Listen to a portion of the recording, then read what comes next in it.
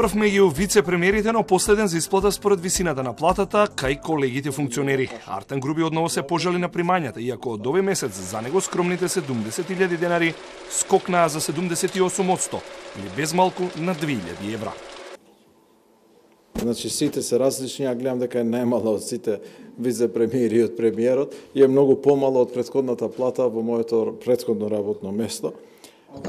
Но е согласно законот и на вистина е добро што Уставниот суд не донесе ретроактивна одлука, затоа што, ако не се лажам, од 2011 е замрзнат коефициентот.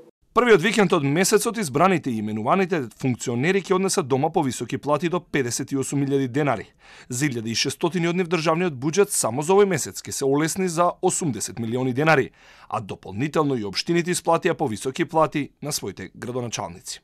Околу 1000 е пресметката и се работи некаде на месечно ниво околу 80 милиони денари на месечно ниво, што годишно би дошло околу 960 милиони денари. И тука, ќе повторам, значи околу 1000 функционери се работи, тука се избрани, именувани лица, тука се покрај членови на влада, министри, заменици, тука се пратениците.